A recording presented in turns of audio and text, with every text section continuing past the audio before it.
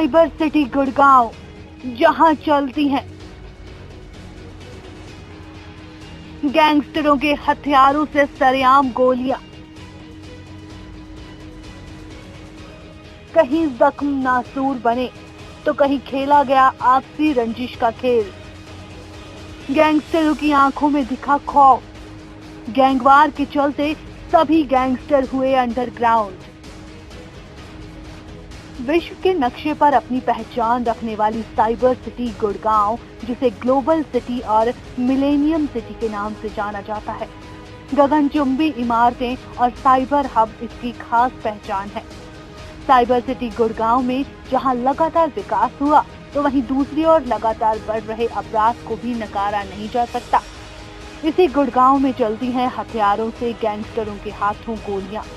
गैंगस्टरों द्वारा लगातार हफ्ता वसूली और प्रॉपर्टी पर जबरन कब्जा करने जैसी वारदातें देखने को मिलती हैं, जिसे आम व्यापारी दहशत में दिखाई देता है।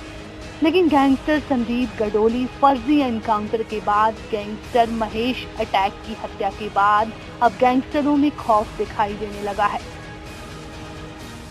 और गैंगस्टरों के परिवार कोर्ट के माध्यम से पुलिस सुरक्षा मांग रहे हैं। साइबर सिटी गुड़गांव में बनी ऊंची ऊंची इमारतें और औद्योगिक नगरी, जहां चलता है वारदातों का खेल, जिसमें किसी के जख्म नासूर बने तो कहीं खेला गया आपसी रंजिश का खेल। जो गैंगस्टर हत्या, फिरौती और लूट जैसी वारदातों को अंजाम देने में खौफ नहीं खाते थे, आज वही गैंगस्टर खुद खौफ के चलते अंडरग्राउंड हो रहे हैं। पिछले दिनों गैंगस्टर महेश अटैक की हत्या ने सभी को चौकन्ना कर दिया। पुलिस विभाग शक के दायरे पर किसी गैंगस्टर के परिवार को अपना निशाना बनाए कोई नहीं जानता। गुड़गांव पुलिस द्वारा मुंबई में फर्जी एनकाउंटर में मारे गए गैंगस्टर संदीप गडोली के परिवार ने तो हाई कोर्ट में परिवार की सुरक्षा को लेकर एक याचिका भी लगाई है, जिसमें कहा गया कि महेश अटैक की हत्या के बाद जिस तरह से हमारे परिवार का नाम लिया जा रहा है, वो सरासर गलत है। उनके साथ हमारे पारिवारिक संबंध थे, इसलिए वारदात को अंजाम देकर हमें निशाना बनाने की कोशिश की जा रही है। ये कहना चाह रहे हैं कि हम अपनी कानूनी लड़ाई लड़ रहे हैं, हमें कानून पे विश्वास है, हम कानून पे भरोसा करके चल रहे हैं और हमें अटैक से कोई दुश्मनी नहीं थी। अटैक से हमारा कोई झगड़ा नहीं था किसी प्रकार से, और ना ही हमारा अटैक से कोई झगड़ा है। आज तक अटैक के साथ हमारा कोई झगड़ा नहीं हुआ किसी प्रकार से। ठीक है, हम कानून पे अपना अब काम कर रहे हैं।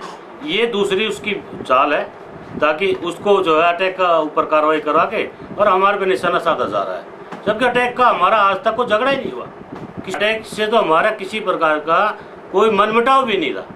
अटैक से हमारी अच्छी बातचीत थी, अटैक से हमारी कोई वो नहीं था। उसके पापा से भी अच्छी बातचीत है, उसके भाइयों से भी अच्छी बातचीत है, उसके परिवार से अच्छी बातचीत है। हमारा उससे कोई झगड़ा नहीं है किसी प्रकार से। और सुरक्षा की दृष्टि से हमें बम्बे भी धमकी मिली परदुमल के द्वारा। मेरे भाई को पकड़ के मारा गया था, ना कि पकड़ने से पहले मारा गया। और उसके बाद वहाँ वो हमें धमकी मिली। हमने वहाँ के कमिश्नर को भी, डीजीपी को भी, सीएम साहब को भी, सबको वो अपने रिपोर्ट भेज दी। हमने एप्लीकेशन भेजी थी। शिक्षा की लेकर हमें खतरा है। ठीक है, हमारे पर एलिगेशन भी लग सकता है। इस बिया पे हमने सुरक्षा पहले मांग रखी थी, पहले भी सुरक्षा की लगाई थी। उसके बावजूद हमारा भाई मारा गया, पकड़ के मारा। पुलिस ड्यूटी में होते हुए, लोगों पुलिस की ड्यूटी करते हुए, पुलिस की ड्यूटी कर रहे थे, ये पता नहीं बदमाश की ड्यूटी कर रहे थे। ठीक है, उसके बाद मेरी माँ ने भी यहाँ आके एप्लीकेशन लगाई और उसके बिया पे मैंने एप्लीकेशन लगाई। अभी कल ही नोटिस हुआ है होम सेक्रेटरी को और डीजीपी को और कमिश्नर को, कल ही नोटिस हुआ है। अरे तो उनके कोर्ट से इनको नोटिस हुआ है और अभी देखो अगली उस पर क्या कार्रवाई होती है। सिक्योरिटी इसीलिए मांग रहे हैं हम, ताकि पुलिस वाले हमारे साथ रहे। पुलिस को भी ये खबर है कि आप क्राइम कर रहे हैं कि नहीं कर रहे, या हमारे थोपा जा रहा है। रीजन एक।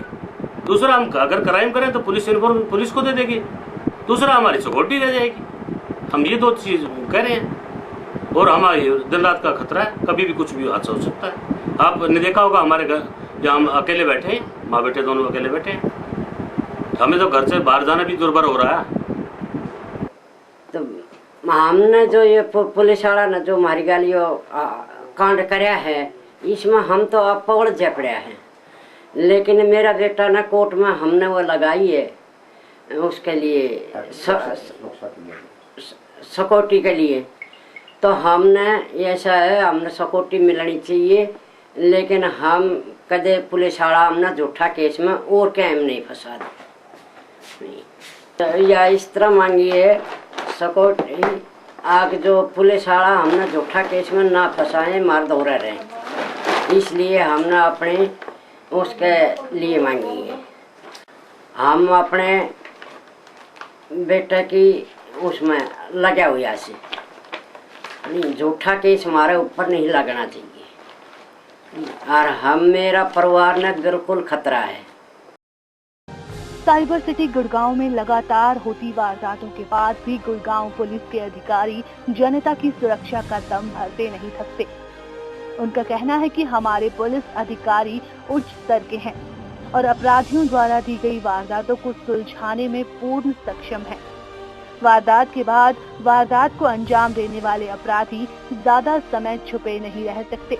गुड़गांव में कभी भी लॉ एंड ऑर्डर की सिचुएशन खराब नहीं हुई है, हमेशा ठीक रही है। और यहाँ जो पुलिस की टीमें हैं वो बहुत ही उच्च क्वालिटी की उस दर्जे की हैं और किसी भी साजिश से और कितनी गहराई से छुपाकर अगर कोई भी क्राइम किया जाता है हमेशा ही वो शॉर्ट आउट हुआ है और होता रहेगा, मैं ऐसा समझता हूँ। और अनेकों टीमें तुरंत बनती है, बड़े काबिल अधिकारी जो इन्वेस्टिगेशन ऑफिसर यहाँ हमारे गुड़गांव में तैनात है। और जितने भी अभी ब्लाइंड केसेस थे उनमें भी काफ़ी हद तक ट्रेस हो चुके हैं और कितनी भी गंभीर संगीन वारदातें भी ट्रेस की जा चुकी है। और जो अभी वारदात हुई है उसको भी जल्दी ट्रेस किया जाएगा। ज़्यादा समय मुलजिम छुपे नहीं रह सकते, वो पुलिस की और कानून की पकड़ और जकड़ में होंगे जल्दी। साइबर सिटी में पुलिस विभाग के अधिकारी सुरक्षा के लाख दावे करें, लेकिन फर्जी एनकाउंटर मामले में आज भी गुड़गांव पुलिस के 5 जवान मुंबई पुलिस की सलाखों के पीछे हैं। ब्यूरो रिपोर्ट, समाचार एक्सप्रेस।